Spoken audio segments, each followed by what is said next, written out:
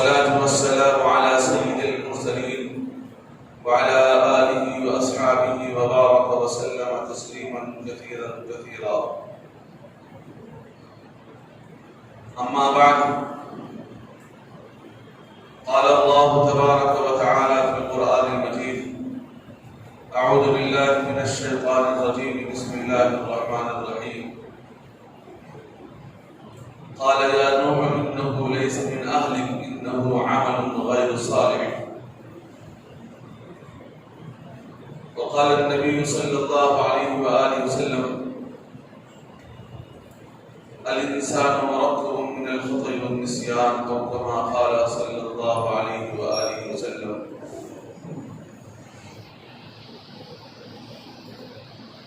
معزز حاضرین کرام، واجب الاحترام میرے دینی بھائیوں، بزرگوں، دوستوں اور عزیز ساتھیوں، انبیاء علیہم الصلوۃ والتسلیم کی تعلیم اور قرآن کریم کے نہج سے اس بات کا پتہ چلتا ہے کہ جتنی بھی محنت انبیاء علیہ السلام نے انسانوں پر کی ہے وہ دل پر محنت فرمائی ہے.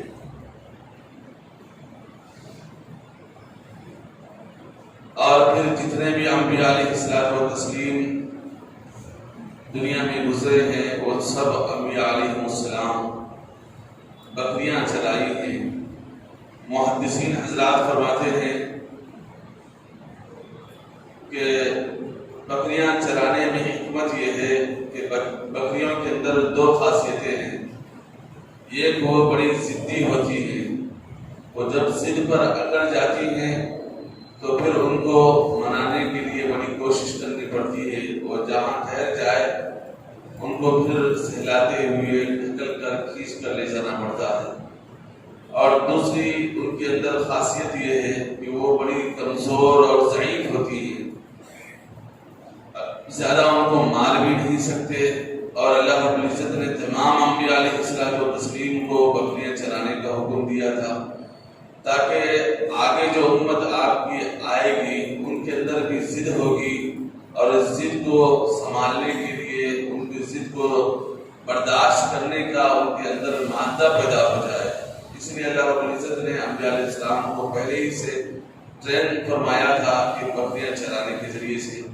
اور پھر امت کمزور بھی ہے، ان کو سزائیں بھی نہیں دے سکتے، کیوں؟ اس لیے کہ وہ بڑی کمزور امت ہوتی ہے، ان کو زیادہ سزائیں بھی نہیں دی جا سکتی. لہذا ان کے ساتھ ہمدردی کا معاملہ بھی کرنا پڑتا ہے. تو یہ دو معاملہ محدثین نے بیان فرمایا ہے کہ بکریوں کے اندر ہوتی ہیں. بکریاں بڑی ضدی بھی ہوتی ہیں اور پھر بکریاں بڑے کمزور بھی ہوتی ہیں. یہی معاملہ امت کے اندر بھی ہے کہ امت بڑی ضدی بھی ہوتی ہے. جب چاہے دل سے اگر چاہے تو وہ مان لیتی ہے، عمل بھی کر لیتی ہے. اگر دل سے نہ چاہے اس کو کتنا ہی کہہ لے، کتنا ہی اس کو سمجھائے، لیکن اس پر کچھ اثر نہیں ہوتا. دل پر اگر ٹھان لے، کوئی انسان دل سے ٹھان لے کہ میں فلاں جگہ جا کر فلاں کام کروں گا تو وہ کام اس کے لیے آسان ہو جاتا ہے. دل پہ نہیں ٹھان لے اور صرف سوچتے رہے کہ میں کرنا ہے تو وہ 1 سال میں بھی نہیں کرے گا، 10 سال میں بھی نہیں کرے گا. اگر انسان ٹھان لے گا تو وہ کام آسانی سے کے ساتھ کر لے گا. یہی معاملہ انسان کا بھی ہے. اگر انسان اللہ رب العزت کے احکامات کو مان لے دل سے اور دل پر ٹھان لے کہ مجھے عمل کرنا ہے تو وہ عمل کر کے رہے گا. اگر نہیں، تھوڑا سا اس کے دل کے اندر کمزوری آ گئی، سوچ لے کہ نہیں کرے تو چلتا، نہیں کرے تو نہیں کرے تو بھی چل جاتا، کوئی بڑی بات نہیں ہے. اگر دل سے نہیں ٹھان لے گا تو پھر اس کے لیے پھر عمل کرنا اس کے لیے مشکل ہو جائے گا. چھوٹا سا بھی کام ہے لیکن پھر بھی اس کے لیے عمل کرنا مشکل ہو جائے گا. تو یہی معاملہ ہے میرے بھائیوں کہ انبیاء علیہ الصلوۃ والتسلیم کو اللہ رب العزت نے شروع سے بکریاں چلانے کی عادتیں دی ہیں، عادت ڈلوائی ہے تاکہ امت کی اونچ نیچ کو وہ سمجھ سکے، امت کو سمجھا سکے. اور جتنے بھی انبیاء علیہ الصلوۃ والتسلیم گزرے ہیں وہ لوگوں کے دلوں پر محنت فرمائے ہیں، لوگوں کے ظاہر پر محنت نہیں فرمائے. اب آج ہمارا یہ حال ہے، ظاہر میں بہترین بننے کی کوشش کرتے ہیں، ظاہر میں ہمارا جسم بہتر ہو، کہیں میلا نہ ہو، کہیں کچرے نہ ہو، ہمارے بال صاف ستھرے ہو، ہمارے کپڑے صاف ستھرے ہو، ہمارے مونچھ داڑھی وغیرہ صاف ستھری ہو، ہماری ٹوپی بھی اعلیٰ ہو، عمدہ ہو، ہمارا پینٹ بھی عمدہ ہو، ہم ہر چیز ظاہر کو دیکھتے ہیں، اور ہمارے جوتے اعلیٰ ہو، ہمارے سارا اسٹائل اعلیٰ ہو، اس ظاہر چیز دیکھتے ہیں۔ لیکن انبیاء علیہ الصلوۃ والتسلیم نے ظاہر پر محنت نہیں فرمائی، وہ دلوں پر محنت فرمائے ہیں تاکہ انسان کا دل سدھر جائے۔ اور پھر حدیث میں فرمایا گیا کہ الا ان الجسد مضغہ، کہ انسان کے جسم کے اندر ایک لوتھڑا ہے جس کو دل کہا جاتا ہے، اگر وہ درست ہو جائے تو ساری چیزیں درست ہو جاتی ہیں، اور اگر وہ فساد ہو جائے، اگر وہ درست نہیں رہا تو ساری چیزیں اس کے بیکار ہو جاتی ہیں۔ اور وہ کیا ہے؟ وہ ہے دل ہے۔ وہ کیا ہے؟ وہ دل ہے۔ جب انسان کا فیصلہ دل سے ہوتا ہے تو دل اگر درست ہوگا تو فیصلے بھی درست کرے گا، اگر دل نہیں مانے گا تو اس کا فیصلہ بھی درست نہیں ہوگا۔ تو اس لیے میرے بھائی، جب دل کے اندر انسان کا ایمان داخل ہو جاتا ہے تو پھر اس کے لیے عمل کرنا آسان ہو جاتا ہے۔ زبانی انسان کتنے ہی باتیں سن لے، اچھی سے اچھی باتیں سن لے، اس کے لیے کچھ نہیں ہوتا۔ انسان کو دل سے ماننا پڑتا ہے، دل سے عمل کرنا پڑتا ہے۔ آپ حضرات کو معلوم ہونا چاہیے کہ حضرات انبیاء علیہ الصلوۃ والتسلیم کے دور میں اللہ رب العزت نے شروع میں جب شراب حرام فرما دی تو فرما دیا، ایک اعلان کرنے والے کو بھیج دیا کہ جا کر گلی کوچے کے اندر اعلان لگا دو کہ شراب حرام ہوئی ہے۔ تو سارے صحابہ سن لیے، سنتے ہی فوراً وہ جو مٹکیوں کے اندر شراب تھی تو پھینکنے لگے، اس کو خائی خائی کر کر کے جو پی لی تھی، ابھی پی رہے تھے، کہیں مجلس چل رہی تھی پینے کی، تو وہ پھینکنے لگے۔ کیوں پھینکنے لگے؟ چونکہ اللہ نے شراب حرام فرما دی ہے، تو اللہ کا اعلان آیا ہے۔ اب وہ یہ سوچنے نہیں لگے چلو ہمیں کون دیکھ لے گا، اب آ کر یہاں کوئی نگران تھوڑی ہے، یا نبی اسلام نے پولیس کو تھوڑی بھیجا ہے کہ چلو اب تھوڑی دیر کے لیے پی لیں گے، اس کے بعد پھر آئندہ سے نہیں پینے گے، یہ تو نہیں فرمایا۔ یا جتنی باقی ہے وہ پی لیں گے، اس کے بعد ہم اس کو چھوڑ دیں گے، یہ بھی نہیں، بلکہ جو کچھ تھا انہوں نے اس کو پھینک دیا، انہوں نے اس کو پھینک دیا، اور پھر اس پر عمل پیدا ہو گئے۔ اور پھر یہ بھی نہیں کیا کہ جو کہنے والا ہے صادق ہے یا نہیں ہے، چلو میں اس کی تحقیق کر لیں گے، کس نے حکم دیا ہے تم کو یہ اعلان کرنے کے لیے، یا رسول اللہ نے کہا ہے یا نہیں کہا ہے، یا پھر تم اپنی طرف سے کہہ رہے ہو، یا پھر نبی علیہ الصلوۃ والتسلیم کے پاس جا کر تحقیق حال معلوم کرنے کے، یا رسول اللہ یہ اعلان ہو رہا ہے کیا صحیح ہے یا نہیں ہے، اس کا بھی اعلان بھی ان کو ضرورت محسوس نہیں ہو، بلکہ ان کے دل کے اندر ایمان جمع ہوا تھا، ایمان بیٹھا ہوا تھا۔ اور پھر رسول اللہ صلی اللہ علیہ وسلم کی بات کا اعلان سنتے ہی انہوں نے فوراً اس کو چھوڑ دیا، فوراً اس کو انہوں نے چھوڑ دیا۔ تو جب انسان کے دل سے کوئی بات ٹھان لی جاتی ہے تو اس پر عمل کرنا آسان ہو جاتا ہے۔ تو اسی انداز سے میرے بھائیوں، ہم دنیا کے اندر بھی ہمارا ایمان مضبوط ہوگا تو جو چیز ہم کو معلوم ہو جائے یہ بات اللہ کو ناپسند ہے، یہ چیز اللہ کے حبیب علیہ الصلوۃ والتسلیم کو ناپسند ہے، تو فوراً اس پر عمل کرنا آسان ہو جاتا ہے۔ اگر ہم جو کہ دل کے اندر ہم اپنی مرضی کو تھوپ دیے ہیں اور دل کو ہم اپنی مرضی سے چلا رہے ہیں، تو پھر جہاں ہماری مرضی ہوگی اسی انداز سے ہم اپنی باتیں بنائیں گے، اسی انداز سے ہم اپنے آپ کو چلائیں گے، اسی انداز سے لوگوں کو بھی دیکھنا ہم پسند کریں گے۔ ہمارے دل کے اندر اللہ کا حکم اور اللہ رب العزت کی محبت داخل نہیں ہوئی، اللہ کے احکام کی تعلیمات کی مضبوطی ہمارے دل کے اندر داخل نہیں ہوئی، تو پھر وہ چیز داخل نہیں ہوگی۔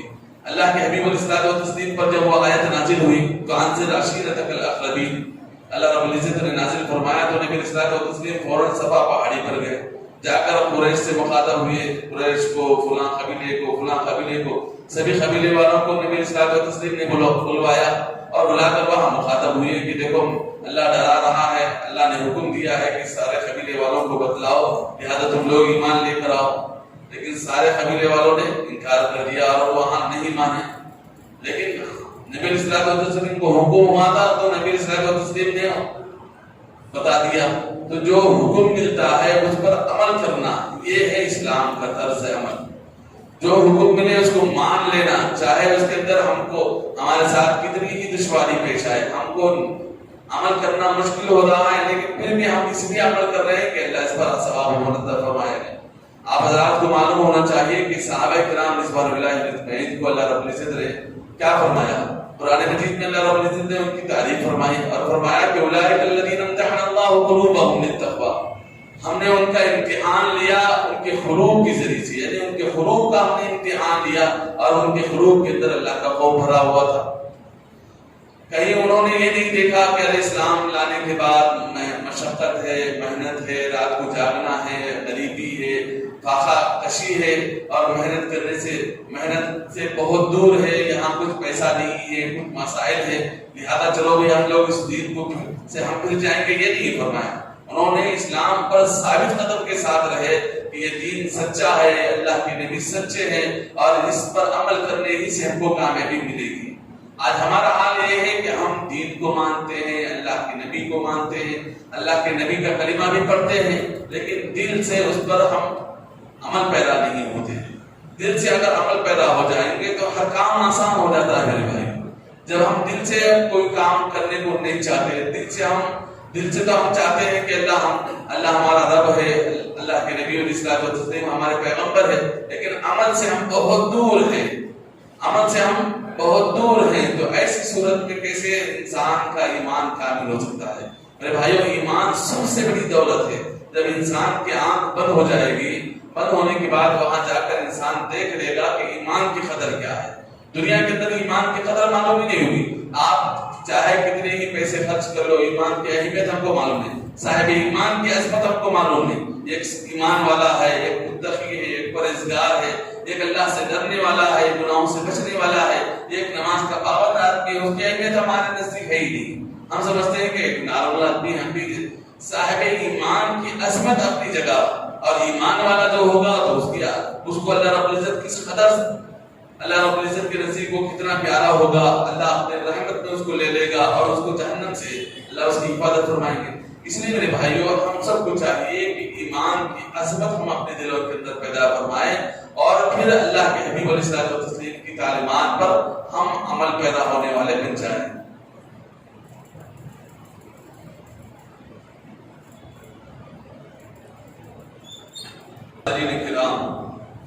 جب انسان کے دل کے اندر ایمان بس جاتا ہے تو اس کے لیے اعمال کرنا آسان ہو جاتا ہے، اور اللہ رب العزت دلوں ہی کو دیکھتے ہیں۔ جیسے اللہ رب العزت نے صحابہ کرام رضوان اللہ علیہم کو دلوں کو ٹٹولا تو ان کے دلوں کے اندر تقویٰ پرہیزگاری ملی۔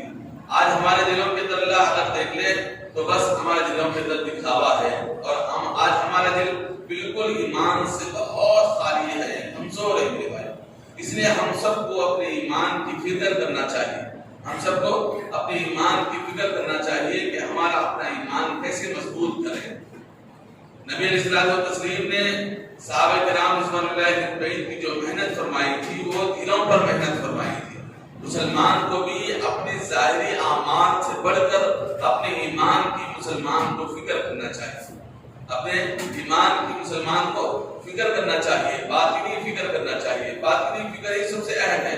انسان کے پاس بہت سارے اعمال ہو لیکن دل کے اندر ایمان کی کمزوری ہے تو اس کو وہ کامیاب نہیں ہوگا، وہ انسان کامیاب نہیں ہوگا۔ کچھ اعمال کی کمی ضرور ہے لیکن اس کا دل مضبوط ہے، ایمان والا ہے، صاحب ایمان ہے، اللہ کی ذات اقدس پر مکمل ایمان ہے، تو پھر وہ آدمی کامیاب کہلائے گا، وہ آدمی کامیاب ہوگا۔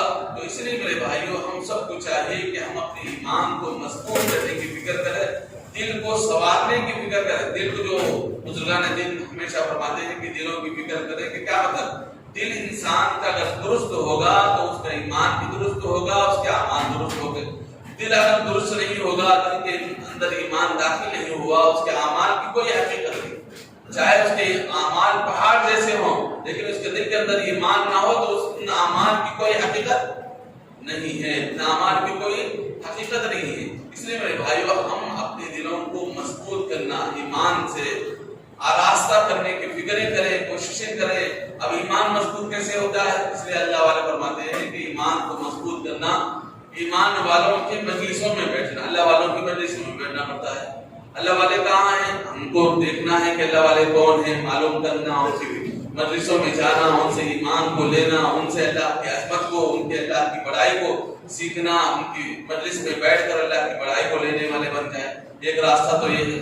دوسرا راستہ بزرگان فرماتے ہیں کہ اللہ والوں کی صحبت میں بیٹھنا اور ان سے اللہ والوں کا اللہ کا ذکر لینا، تاکہ اللہ کا ذکر اتنا کثرت سے کرے کہ ہمارے اپنے دل کی زنگ دور ہو جائے اور اللہ کی محبت ہمارے دل کے اندر داخل ہو جائے۔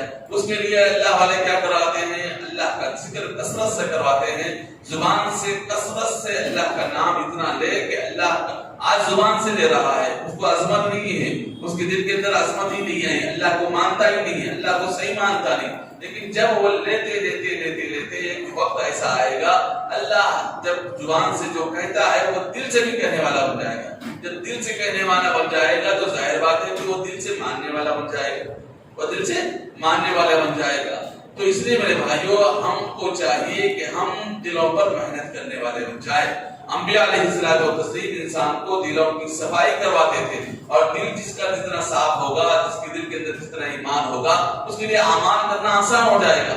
اگر ورنہ تو ہمارے دلوں کے اندر ایمان نہیں ہوگا، چاہے ہم پہاڑ سے اعمال کر لیں، اس کی کوئی اہمیت کوئی عظمت اللہ کے نزدیک نہیں ہے۔ اس لیے ہم کو چاہیے کہ ہم اپنے ایمان کی فکر بھی کریں اور اپنے ایمان کو مضبوط کرنے کی بھی فکر کریں۔ اس لیے انبیاء علیہ الصلوۃ والتسلیم کیا کرتے تھے؟ دلوں کی محنت کرتے تھے۔ سارے صحابہ کو دیکھ لیجیے، قرآن مجید میں ابھی اپنی آیت پڑھ کر بتلائی، اور پھر جتنا تعلق ہم سمجھتے ہیں کہ فلاں سے تعلق ہو جائے تو ہمارا بیڑا پار ہو جائے گا، فلاں سے تعلق ہو جائے گا تو ہمارا بیڑا پار ہو جائے گا۔ قرآن مجید میں اللہ نے فرمایا کہ قال یا نوح انه ليس من اهلك، حضرت نوح علیہ الصلوۃ والتسلیم کے متعلق فرمایا جب حضرت نوح علیہ السلام کشتی پر سوار تھے، جب نوح علیہ الصلوۃ والتسلیم کشتی میں سوار تھے، پانی نیچے سے آ رہا تھا، اوپر سے آ رہا تھا، ساری قوم ڈوب رہی تھی، اس وقت ان کا بیٹا بھی نظر آیا، تو اللہ رب العزت سے دعا مانگنے لگے کہ یا اللہ میرے بچے کو بتا دے یہ جو میرے اہل میں سے ہے۔ قال یا نوح انه ليس من اهلك، تو اس وقت اللہ نے فرمایا کہ یہ جو تم اللہ سے دعا کر رہے ہو کہ اللہ میرے بیٹے کو بچا لے، تو تم ایسا مت کہو لیس من اہلک، یہ تمہارے اہل میں سے نہیں ہے، کیونکہ وہ صاحب ایمان نہیں ہے۔ تمہارے اہل میں سے ہونے کا مطلب یہ ہے کہ اگر تمہارے اہل میں سے ہوتا تو تم پر ایمان لاتا، اللہ کی ذات اقدس پر ایمان لاتا، لیکن وہ اللہ کی ذات اقدس پر ایمان نہیں لایا، اس لیے تو وہ لیس من اہلک، تمہارے اہل میں سے نہیں ہے، یہ تمہارے اہل میں سے۔ اس لیے علماء نے فرمایا کہ کوئی آدمی کتنا ہی بڑے اہل خاندان والا ہو، وہ اپنے خاندان کی وجہ سے نجات نہیں پائے گا۔ نبی علیہ الصلوۃ والتسلیم بارہا فرمایا کرتے تھے اپنے چچا کو کہ اے چچا آپ کلمہ پڑھ لیں، اللہ رب العزت آپ کی مغفرت فرمائیں گے، صرف تمہارا بھتیجا پیغمبر ہے اس حیثیت سے اللہ تمہاری مغفرت نہیں فرمائے گا، صرف تمہارا بھتیجا پیغمبر ہے اور تم نے بھتیجے کی مکمل مدد کی، اللہ اس کی وجہ سے تم کو جنت میں داخل نہیں فرمائے گا۔ نبی علیہ الصلوۃ والتسلیم کبھی اپنی بیٹی سے بھی خطاب فرماتے تھے کہ اے فاطمہ تو یہ نہیں سمجھنا کہ تو نبی کی بیٹی ہے اللہ اس لیے تجھے جنت میں داخل فرمائیں گے، بلکہ تو اپنے عمل کی وجہ سے جنت میں داخل ہوگی، صرف نبی کی بیٹی ہونے کی حیثیت سے تو جنت میں داخل نہیں ہوگی۔ اگر جنت میں یوں ہی داخل ہوتی تو حضرت نوح علیہ الصلوۃ والتسلیم کے بچے کو بھی اللہ رب العزت وہاں بچا لیتا اور ان کو جنت میں بھی داخل فرمایا تھا۔ اللہ نے فرمایا آگے، اللہ نے فرمایا ہے قال یا نوح انه ليس من اهلك انه عمل غیر صالح، اللہ نے فرمایا کہ اس کے عمل غیر درست تھے، یعنی وہ اس کے عمل صحیح نہیں تھے، وہ صحیح عمل کرنے والا نہیں تھا۔ اور پھر آگے اللہ نے فرمایا انه عمل غیر صالح فلا تسأل ما ليس لك به علم، آئندہ سے کوئی ایسا سوال آپ مت کیجیے ورنہ تو پھر آپ جاہلیت میں ہو جائیں گے۔ اللہ نے فرمایا حضرت نوح علیہ السلام کو سختی کے ساتھ یہ فرمایا کہ تم بار بار اصرار کے ساتھ دعا نہ کیجیے یہ بچہ ہلاک ہو رہا ہے کہ اللہ مجھے اس بچے کو میرے کشتی میں بٹھائیے، تو آپ کا اولاد ہی میں سے نہیں ہے، کیونکہ وہ صاحب ایمان ہی نہیں۔ صاحب ایمان جو ہوتا ہے وہ آپ کا ایمان، وہ آپ کی اولاد کہلاتا ہے، کیونکہ آپ صاحب ایمان ہیں، آپ کی اولاد بھی صاحب ایمان ہونا چاہیے۔ اور پھر فرمایا کہ جو بھی انسان اپنی طرف سے محنت کرے گا وہی انسان جنت کا مستحق ہوگا، ایمان لائے گا اور پھر محنت کرے گا وہی انسان جنت کا مستحق ہوگا۔ نبی علیہ الصلوۃ والتسلیم نے اپنے فاطمہ اپنی بیٹی لاڈلی بیٹی کو مخاطب کرتے ہوئے بھی نبی علیہ السلام نے فرمایا کہ اے فاطمہ تو نبی کی بیٹی ہونے کی حیثیت سے اللہ نے تجھے نجات نہیں عطا فرمائے گا، تو عمل کر، تو نیک عمل کر، تیرے اندر ایمان ہو تب اللہ رب العزت تمہاری مغفرت فرمائے گا۔ میرے بھائیوں انبیاء علیہ السلام کو اللہ نے قرآن مجید میں یہ خطاب فرما رہے ہیں، تو اب ہمارا شمار تمہارا شمار کس حیثیت سے ہوگا؟ اس لیے میرے بھائیوں ہم سب کو چاہیے کہ ہم اپنے دلوں کی محنت کریں، اور جب دل پاکیزہ ہوگا، دل پاکیزہ ہوگا لوگ تم کو کہیں گے کہ دیکھو فلاں آدمی ظلم کر رہا ہے اس سے بدلہ لو، لیکن ہم کہیں گے کہ نہیں، ہمارا ایمان اس بات کی کا تقاضا نہیں کرتا کہ ہم کسی سے بدلہ لیں گے، ہم اللہ کے حوالے کریں گے اس معاملے کو۔ جب آدمی کے اندر یہ ایمان کی کیفیت پیدا ہو جائے گی تو وہ بدلہ نہیں لے گا، اس معاملے کو اللہ کے حوالے کرے گا۔ جو بھی معاملہ انسان کا، آج کل انسان خود خدا بنا بیٹھا ہے، چلو فلاں آدمی نے اس کو ستایا ہے، پیسے دینے کے لیے تنگ کر رہا ہے تو جان لے لیتے، جا کر فوراً اس کی جان لے لیتے۔ اللہ اکبر۔ کوئی آدمی کسی کو جان نہیں دے سکتا تو کیسے لے سکتے ہیں؟ یہ جان ہم کسی انسان کو دے ہی نہیں سکتے، ساری کائنات مل کر کسی انسان کو زندہ نہیں کر سکتے، تو اس انسان کی جان ہم کیسے لے سکتے ہیں؟ میرے بھائیو، ہمارے شہر کا حال یہ ہے، دیکھ لیجئے کہ ہر ماہ ایک وہاں فلاں جگہ مرڈر ہوا، فلاں جگہ مرڈر ہوا۔ یہ سب ایمان کی کمزوری کی علامتیں ہیں، یہ سب ایمان کی کمزوری کی علامتیں ہیں۔ ہمارے اندر ایمان اگر داخل ہوگا تو ہم اپنے ہاتھ سے کبھی ظلم نہیں کریں گے۔ ہمارے اندر اگر ایمان داخل ہوگا تو ہماری زبان سے کبھی کسی کو کے متعلق غلط نہیں کہیں گے، ہم کسی کے متعلق غلط کہیں گے نہیں۔ اگر کوئی آدمی پریشان بھی ہے تو ہم دیکھ کر ان کے دل سے رونے لگ جائیں گے کہ اللہ اس کی پریشانی کو دور فرمایا، مجھے دیکھا نہیں جا رہا۔ یہ انسان صاحب ایمان کی علامتیں ہوتی ہیں۔ آج لوگ آ کر پریشان حال ہیں، لوگ آ کر ترستے ہیں، پریشانی بتاتے ہیں، لیکن پھر بھی ہمارا دل ٹس سے مس نہیں ہوتا۔ کیوں نہیں ہوتا؟ اس لیے کہ ہمارے دل کے اندر ایمان داخل نہیں ہوا۔ ایک پریشان حال آدمی کی پریشانی کو دور کرنے کا ہمارا اندر جذبہ پیدا نہیں ہوا، اس کا مطلب یہ ہے کہ ہمارے اندر وہ ابھی ایمان کی مضبوطی کی کمی ہے، ابھی ایمان کی مضبوطی کی کمی ہے۔ کیوں؟ اس لیے کہ پریشان حال کا پریشانی ظاہر ہونے کے بعد بھی ہمارا دل ٹس سے بس نہیں ہو رہا، ہمارے دل کے اندر کمزوری پیدا نہیں ہو رہی، ہمارا دل اس طرف مائل ہی نہیں ہو رہا۔ تو یہ ایمان کی کمزوری کی علامت ہے میرے بھائیوں۔ اس لیے میرے بھائیوں، ہم سب کو چاہیے کہ اپنے دل کو بنانے کی فکریں کریں، کوشش کریں گے تو سب کچھ آسان ہو جائے گا۔ کوشش نہیں کرے تو کوئی ہمارے دل کو سنوار نہیں سکے گا۔ ہر آدمی اپنی ذات کا مکلف ہے، ہر آدمی اپنی ذات کا مکلف ہے۔ ہم خود چاہیں گے تو ہم اپنے دل کو بنا سکیں گے، ہم نہیں چاہیں گے تو کوئی ہمارے دل کو بنانے والا نہیں ہوگا۔ جیسے ہم اپنے ظاہر کو سنوارنا ہے تو صرف ہم اپنے آپ کو سنوار سکتے ہیں، ہم چاہیں گے تو اپنے آپ کو سنوار سکیں گے۔ جیسے ظاہر کو منہ دھونا ہے، ہاتھ دھونا ہے، گردن کو صاف رکھنا ہے، چہرے کو صاف رکھنا ہے، جسم کو صاف رکھنا ہے، تو ہم خود چاہیں گے تو ہم اپنے جسم کی صفائی کر سکیں گے۔ ایسے ہی اپنے دل کی بھی صفائی ہم کو چاہنا پڑے گا۔ اگر ہم نہیں چاہیں گے تو ہمارے دل کی صفائی کوئی کرنے والا نہیں ہے۔ اس لیے میرے بھائیوں، ہم سب کو چاہیے کہ ہم اپنے دل کے اندر ایمان کو داخل کریں، اور جب داخل ہو جائے گا تو زبان سے غلط بھی نہیں کہیں گے، کسی کو تکلیف دینے والی باتیں بھی نہیں کہیں گے، کبھی ہاتھ کسی کے خلاف اٹھے گا نہیں، کبھی سوچ نہیں جائے گی کہ کسی کے خلاف کہیں۔ کیوں ہم کو کہنے کی ضرورت پیش آ رہی ہے؟ کیوں ہمارا ایمان اتنا مضبوط ہے کہ ہم ہر معاملے کو اللہ کے حوالے کرتے ہیں، ہم ہر معاملے کو اللہ کے حوالے۔ ہم دنیا کے اندر خدا بن کر نہیں بیٹھیں گے، ہم تو بندے ہیں، ہر معاملے کو اللہ کے حوالے کرتے ہیں۔ آج کل بہت سارے لوگ خدا بن کر بیٹھے ہیں، ہر معاملے کو یہی فیصلہ ہو جائے گا، یہی فیصلہ ہو جائے گا۔ کیسے ہو جائے گا؟ تو خود کا چند سال کا مہمان ہے، چند سال کے اللہ نے تجھے چند سال پہلے پیدا فرمایا ہے، چند سال کے بعد دنیا سے رخصت ہو جائے گا، خدا کیسے بنے گا؟ اس لیے میرے بھائیوں، ہم اپنے ایمان کو مضبوط کرنا ہے۔ ہمارا یہ الزام نہیں ہونا چاہیے کہ صرف ہم نے ایک مرتبہ کلمہ پڑھ لیا ہے لہذا ہم جنت میں داخل ہوں گے۔ انبیاء کی اولاد کو یہ حکم دیا جا رہا ہے کہ تم اپنے ایمان کے واسطے سے جنت میں جاؤ گے، لہذا تم کو محنت کرنا پڑے گا۔ تم نبی ہونے کی بیٹی کی حیثیت سے تم جنت میں داخل نہیں ہو سکو گی۔ یہ حضرت نبی علیہ الصلوۃ والتسلیم نے اپنی فاطمہ، اپنی لاڈلی بیٹی کو یہ فرما رہے ہیں، تو ہم کو کتنی محنت کرنا چاہیے میرے بھائی، ہم کو کتنی محنت کرنا چاہیے۔ اگر ہم محنت نہیں کریں گے تو پھر یوں ہی نبی علیہ الصلوۃ والتسلیم کے دور میں حضرت خباب رضی اللہ عنہ کے بارے میں روایتوں میں لکھا ہے کہ حضرت خباب رضی اللہ عنہ کو بواسیر ہوئی، بہت تکلیف میں تھے، نبی علیہ الصلوۃ والتسلیم سے جا کے دعا بھی مانگ رہے تھے کہ اللہ یا رسول اللہ صلی اللہ علیہ وسلم بہت تکلیف ہو رہی ہے، میں اللہ سے دعا کرنا چاہتا ہوں کہ دنیا سے رخصت ہو جاؤ، یہ تکلیف برداشت نہیں ہو رہی۔ اس کے بعد پھر نبی علیہ السلام نے فرمایا کہ تم موت کی دعا نہیں کر سکتے،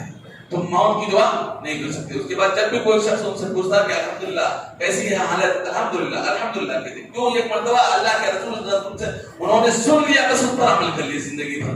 حضرت حکیم ابن حزام رضی اللہ عنہ کے متعلق روایت میں لکھا ہے کہ انہوں نے اسلام لانے سے پہلے بہت مالدار تھے، غلاموں کو آزاد کرتے تھے، لوگوں کو صدقہ و خیرات کیا کرتے تھے. جیسے اسلام لائے اس کے بعد ان کے پاس مال نہیں رہا، کھانے کے محتاج تھے، لیکن پھر بھی ایمان سے ہاتھ نہیں جو ایمان پر جمے رہے. ایک مرتبہ نبی اسلام کے پاس آ کر فرمایا کہ یا رسول اللہ صلی اللہ علیہ وسلم میں پریشان ہوں، کچھ مدد کیجیے. نبی اسلام نے ایک مرتبہ مدد فرمائی.